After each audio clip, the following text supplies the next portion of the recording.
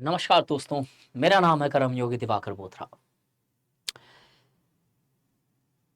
Women violence जब हम देखते हैं तो traditionally it was ओपाइंड that it is the patriarchy which in itself is the primary cause for women violence. But today we often see that the patriarchy exists in both the urban and the rural spheres, but the patriarchy is leading to different tendencies. The practices of these patriarchy varies because their emphasis on masculine and feminine characteristics is different. If you remove the masculine values from patriarchy, then the very concept and the notion of patriarchy falls. Because patriarchy is not just merely subordination of feminine tendencies, but it is also imposing and believing that masculine features are more superior. And because of this very nature, we often see that many women are often branded as patriarchs. We often see that the mother-in-law is considered as one of the strongest patriarch in the Indian society. Hence, masculinity or masculine nature is a very constant food for the patriarchal tendencies to exist. But this nature of masculine practices has seen a great change and variations. Today, in this next 15 to 20 minutes, we'll dwell upon how in urban spaces the woman violence is propagated because of the very contemporary nature of masculinity, which is often celebrated by the men's and as well as the women's in the urban modern societies. Let's get further into this. If you see this particular paragraph here, while the policy discourse on women violence is welcome, but what is perhaps lacking is a public discourse about what enables such culture of violence. We only often discuss about the women violence needs to be stopped, but we often forget to discuss that how a particular culture of violence is being propagated, or how this particular culture of violence often gets propagated or gets established in a particular society. The middle and upper classes are equally responsible for the existence of women violence, be that urban or rural spheres. But most of the time, we being the middle class or somebody else being the upper class do not accept that we are violent, because we do not manifestedly propagate violence, but somehow latently support the very violence tendencies or the structures which are largely prevalent. The middle and the upper classes quickly distance themselves from the act of assaults and violence against women, are also responsible for perpetuating the very existing structures and maintaining the very patriarchal values. Therefore, just being a middle class and upper class where we blame the lower classes men for violence is not something which is right, because in a hidden manner we are ourselves responsible for this. A small amount of information, as you can see in front of your screen, the August batch of sociology, the admissions have opened up. If you people have missed the previous batches, this is right time, because after August any batch which is going to start is going to get completed only after January.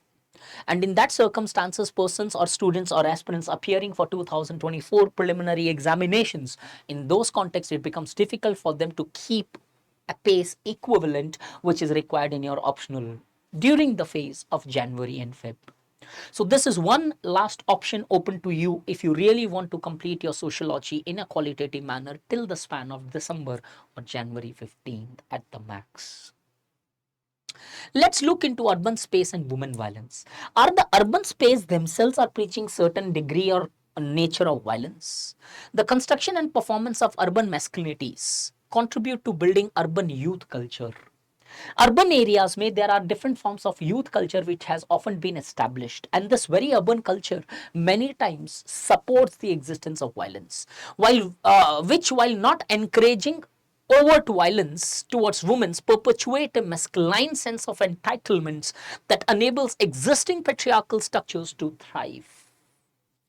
Neoliberal compulsions push these young men to uncritically adopt certain masculinities, and how these masculinities repackages patriarchs. In short, in urban India, we may not be overt supporters of the violence, but somehow in a covert fashion, we may reimpose those very structures which are becoming the, root cause for violence in the society, such as patriarchy.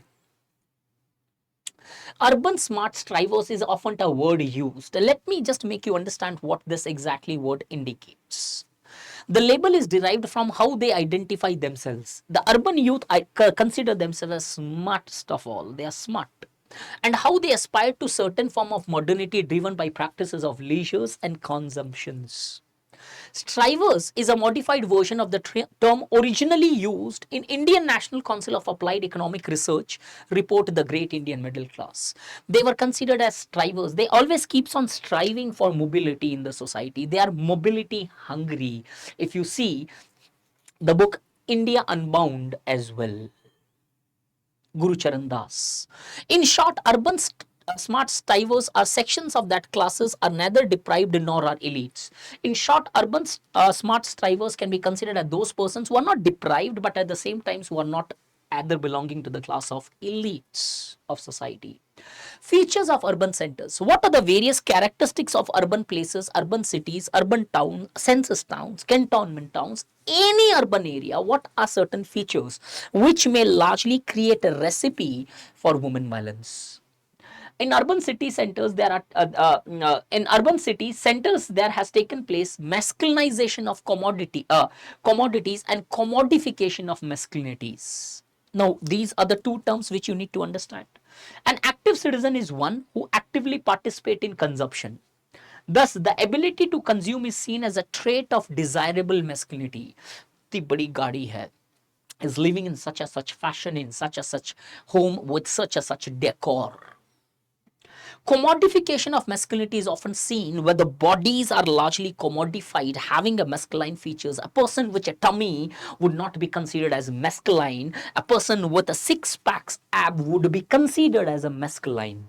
And this commodification of these masculine identities, for example, in the traditional societies, the mustache indicated masculinity, but today, it's not the mustache which indicates masculine features, it is the six packs or maybe the dole chole which indicates the very masculine characters present in the society. Commodification of masculinity, that is, making masculine bodies most basic site of gender performance. Reflected in grooming practices, performing new masculine appropriately. The gym is an important place for the grooming practices where masculine bodies are sculpted for being looked at, something to be desired, something that seems apparogative only of female bodies previously. This very last line is an important content here. What this slide says is, urban centers are such where on one hand there has taken place commodification of masculine features and on the other hand masculinization of commodities have taken place. Now, earlier, when only the female body were largely considered to be taken care of, today we often see the equal practices are prevalent. The strong grooming feature is strongly practiced even by the men of the societies, which you would have seen by your own eyes when you visit the famous salons of the country in your respective centers.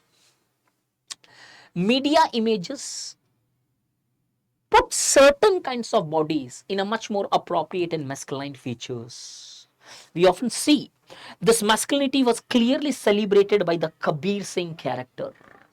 The Pushpa notion of masculine gave a different rugged look of a man. Similarly, maybe the Sultan look or maybe the Rocky look, these provided a different characteristics of masculine feature. So masculinity is not something only that, having that body, but at the same time that mentality of masculine also exists. नहीं, body को तोड़ना है, मेहनत करनी है, ये सारे के सारे एक masculine images से connect कर लिए जाते हैं. Same चीज is not connected with the feminine features. I'll read this. Media images that make certain kinds of masculine bodies popular and desirable. From this focus on the commodification of male body, elucidate on the differences in the treatment of male and female bodies. While male bodies are understood in terms of hardness, publicness, and capable of violence, female bodies are seen as private, vulnerable, and need of protections. While women are permitted to present in their public spaces, but at the same time, just as gyms, they have to largely